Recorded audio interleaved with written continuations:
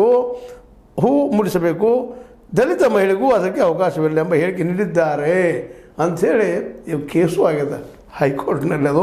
ಅದು ಎಷ್ಟು ನಿಲ್ತದೋ ಇಲ್ಲ ಗೊತ್ತಿಲ್ಲ. ಅವ್ರ ಪರವಾಗಿ ವಾದ ಮಾಡಿದಂಥ ವೆಂಕಟೇಶ್ ಪಿ ದಳವಾಯಿ ಅವ್ರು ಹೇಳ್ತಾರೆ, ಸನಾತನ ಧರ್ಮಕ್ಕೆ ಸೇರಿದ ವ್ಯಕ್ತಿ ಮಾತ್ರ ದಸರಾ ಉದ್ಘಾಟಿಸಬೇಕು, ದಲಿತ ಸಮುದಾಯಕ್ಕೆ ಸೇರಿದ ಮಹಿಳೆ ದಸರಾ ಉದ್ಘಾಟಿಸುವಂತಿಲ್ಲ ಎಂದು ಅರ್ಜಿದಾರರು ಹೇಳಿಲ್ಲ.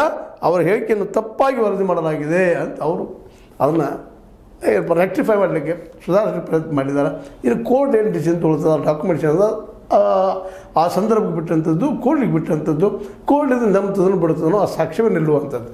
ಆ ಸಾಕ್ಷಿ ಇವರಿಲ್ಲಪ್ಪ ದಲಿತರಿಂದ ಸಹಿತ ಹೂ ಮುಡಿಸುವಂತಿಲ್ಲ, ಹೂ ಹಾಕುವಂತಿಲ್ಲ ಅನ್ನೋಂಥ ಮಾತಾಡಿದ್ದು ಮಾತ್ರ ಇವತ್ತು ಬಹಳಷ್ಟು ಏನಪ್ಪ ಅಂದ್ರೆ ವೈರಲ್ ಆಗ್ತಾಯಿದೆ, ಅದ್ರ ಬಗ್ಗೆ ಚರ್ಚೆ ಆಗ್ತದಂತ. ಅಂದರೆ ಇದ್ರ ಅರ್ಥ ಏನಪ್ಪ ಅಂತಂದರೆ ಈ ಸನಾತನ ಮನಸ್ಥಿತಿ ಜನ ಇನ್ನೂ ಅವರ ಮನದಿಂದ ಈ ದಲಿತರು, ಹಿಂದುಳಿದವರು, ನಮ್ಮ ಸೇರಿದವರೆಲ್ಲ ಅವರಿಂದ ನಾವು ಶ್ರೇಷ್ಠರು ಅನ್ನೋದು ಭಾವನೆ ಅದನ್ನು ತೋರಿಸಿಕೊಡುವಂಥದ್ದಾಗಿದೆ ಅಂತ.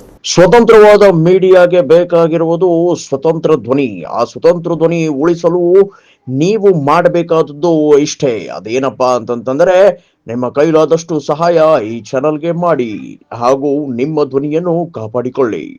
ಈಗ ಸಾಕಷ್ಟು ನಮ್ಮ ಒಂದು ಕಾರ್ಯಕ್ರಮಗಳನ್ನೆಲ್ಲ ಇತ್ತೀಚೆಗೆ ಬದಲಾವಣೆ ಆಗ್ತದೆ, RSS ಏನೋ ಮೌಲ್ಡ್ ಆಗಲಿಕ್ಕೆ ನಾವು ವಾದ ಮಾಡ್ತಾ ಇರ್ತೀವಿ ಮೇಲಿನ ಮೇಲೆ.